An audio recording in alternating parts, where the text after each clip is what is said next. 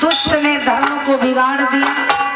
असली रूप में आकर के हंसने लगा, और जब हंसने लगा तो पवन रेखा बोली, अरे कायर कमीना लुच्चा लफंगा दुष्ट तू, मैं अपने पति के सिवा दूसरे पुरुष को भैया की नजर से, पूत की नजर से, भाई की नजर से, बाप की दृष्टि से, बेटा की दृष्टि से तूने मेरे धर्म में अपघात किया। मैं पति के सिवा पर पुरुष को कभी भी ऐसे नहीं देखा, तूने मेरे साथ ये गंदा काम क्यों किया रे अभागे। पहले मैं जान जाती अपनी शक्ति से जला के भस्म कर देती, पहले मैं जान जाती तुझे अपनी शक्ति से जला के भस्म कर देती, मिट्टी में मिला देती। अरे अभागे सुन,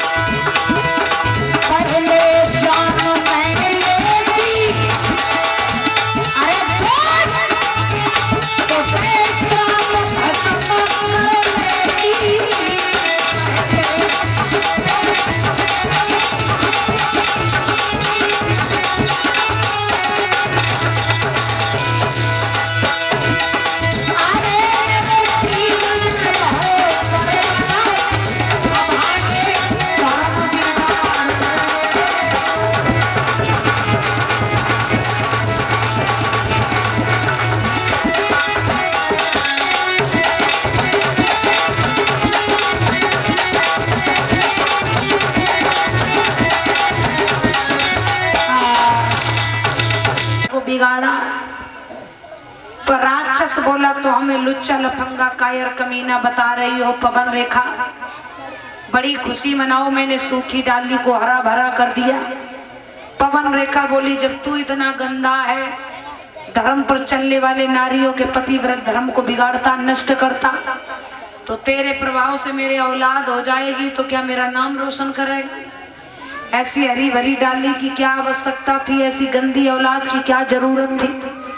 राक्षस बोला, हम तो कुछ कम भी हैं, लेकिन होने वाला पुत्र कैसा होगा? बोले कैसा होगा? मेरे समान योद्धा होगा, कोई भी जीत न पाएगा। राजा और नर की बात ही क्या, बस इंद्र हार के जाएगा। ऋषियों मुनियों गौ ब्राह्मण को बेशक वो बहुत सताएगा, पर ध्यान रहे खुद पार ब्रह्म के हाथों से मुक्ति पाएगा। ये कहकर मारा राक्षस दादाजी आगे बढ़ गया। सहेलियां आ गई, पवन रेखा से बोली, बहना महारानी, जे तुम्हारी कौन सी दशा करी है?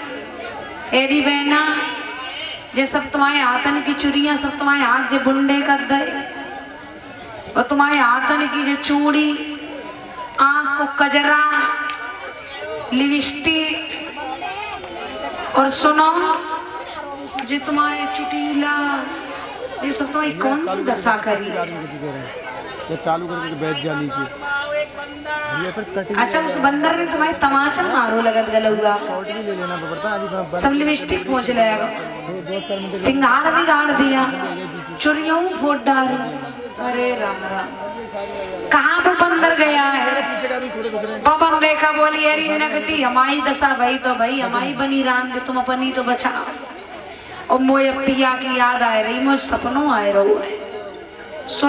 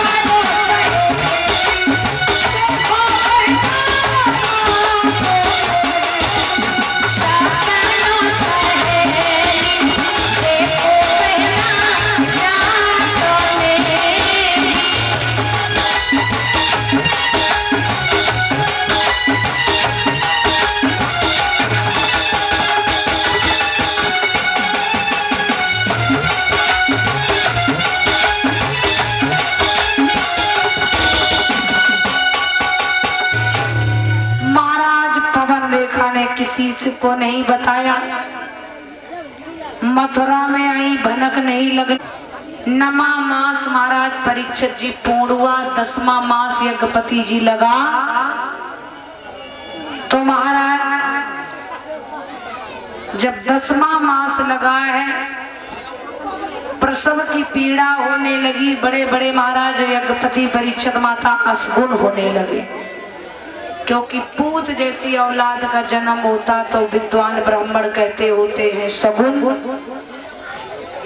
और महाराज जब कपूत जैसी औलाद पैदा होती तो होते हैं बड़े बड़े असगुन। पूत तो आ नहीं रहा, कपूत है, राक्षस का प्रभाव था। महाराज बड़े बड़े असगुन होने लगे, बट वृक्ष सूखने लगे, आंधी तूफान आने लगा, सूखा बड़ी जोर से पड़ने लगा, यमुना की पार हिलने लगी, आंधी तूफान आने लगा। महाराज तालाबों में उबाल आने लगा, यमुना की पार हिलने लगी। उसी समय एक बालक का जन्म हो गया। महाराज उसी समय महाराज उग्रसेन बड़ा प्रसन्न हो गए, विद्वान ब्राह्मणों ज्योतिषियों को बुलवाया, नामकरण कहने के लिए कहा, तो नाम रखा यथो नाम तथो गुणा, मस्तक रेखा देख करके नामकरण किया है। नाम रख दिया महाराज, ये माता जी नाम रख दिया है।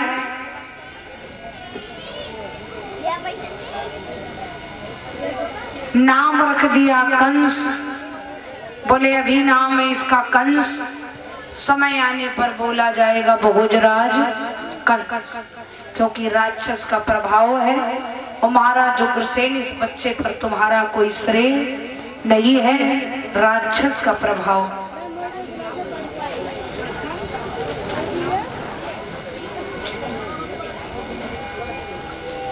नाम रख दिया महाराज कंस।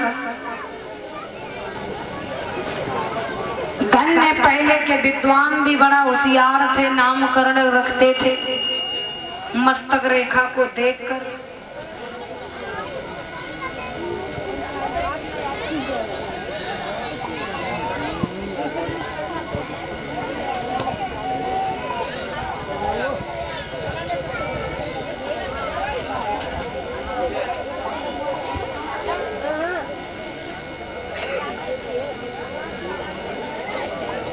महाराज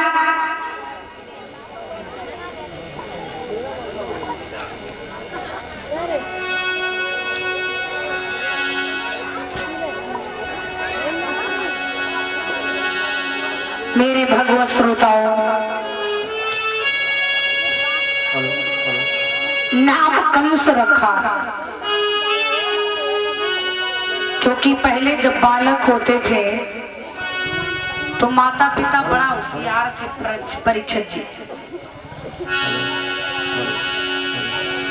आज हमारे घरों में बालक होते, माता पिता खुशियां मनाते हैं, लेकिन खुशी पहले भी थी, लेकिन पहले बच्चे का भविष्य मजबूत के लिए माँ बाप बहुत सोचा करते थे। इसीलिए विद्वान ब्राह्मण ज्योतिषी महात्मा बुलाए जाते थे। लेकिन आजकल पहले और अब में अंतर भी है। पहले होते थे महाराज घरों में, अब होते हॉस्पिटल में। अंतर है कि नहीं है? और पहले माँ बाप बड़ा होशियार चगड़ होते थे, पढ़े लिखे जरूर कम होते थे, लेकिन वैसे ज्ञानी ध्यानी होशियार होते थे। पहले नाम भी रखवाते थे। आज के नाम में तो कोई तत्व नहीं निकलता है। आज के नाम में कोई तत्व नहीं निकलता है। पहले के नामों में बड़ी दम थी। पहले के नाम श्री राम, जय राम, गोविंद, गोपाल, माधव, मुरलीधर, राम मनोहर, राम श्याम, राम जीवन, राम सजीवन, रामादीन, राम विलास, राम खिलावन, रामा आसरे, राम दुलारे, रामादीन है। हर नाम के पीछे भगवान का नाम जुड़ा होता था। क्यों? क्योंकि अगर भगवान का नाम न ले पाओ तो बच्चे के सहारे से ही पानी से राम का नाम निकलता ही रहेगा निरंतर। लेकिन आजकल पिताजी कैसे नाम है? आज के नाम अगर करवा चौथ में पैदा भये तो करवा चौथ पड़ेगा, गुड़ियन में भये तो गुड्डा, रक्षाबंधन में भये राखी लाल, भैया दूज में भये तो भैया लाल, महाराज दिवारी में भये तो दिवारी लाल, होरी में भये तो होरी लाल। और मालूम चले काऊ की गांव में आई बारात तो बजो बैंड बाजा, धरती हली तो नाम पड़ गया बराती लाल है। और महाराज ऐसे नाम रखे जाते, लेकिन पहले नाम में दम था। आज के नाम रिंकू, चिंकू, भूरा, करुआ, जबुआ, टिंकू, जिया, बंटी, घंटी, टंटी। अब इनमें कौन सा? देखो तुम हंस रहे हो, सही बताओ। जिनमें कोई भगवान को नाम है, इन नामों में कोई तत्व है, कोई महत्व है? ऐसे नाम रखे जाते। और पता चले एम्बुलेंस आई, सरकार ने बड़ी सुविधा कर दी, अब तो कोई दिक्कत ही नहीं, चकाचक है। एम्बुलेंस आई, गाड़ी लेके चली, रास्ता में महाराज जंगल पर गो पंचर हो गई तो लला भाई पैदा हो गए, पहुंच ना पाई, नाम पर गो जंगली लाल। डॉक्टर साहब ने सूजी लगाई, नाम पर गो सूजा लाल। कितना अंतर है। लेकिन धन ने पहले का भाव, नाम रखा कंस, धीरे धीरे महाराज परीक्षित जी कंस सयाना हुआ। छोटे छोटे बच्चों को बुलाता, बतासा लो। बतासे के लालच में जब बच्चे आते हैं तो किसी को कुआं में, किसी को खंडिग में, न जाने कितने बच्चों को मौत के घाट पर उतार दिया। एक दिन की बात है जब कंस और महाराज जवान हुआ, 18 साल की जब महाराज यज्ञपति उम्र हुई तो 18 ही लफंगा पीछे डोलन लगे। संगत का बड़ा बुरा असर होता है दादाजी। जुआरी को कभी जुआरी ढूंढना नहीं महाराज जी पड़ता है, शराबी को कभी शराबी ढूंढना नहीं पड़ता। बरादरी का मामला होता, कनेक्शन हो ही जाता ऑटोमेटिक।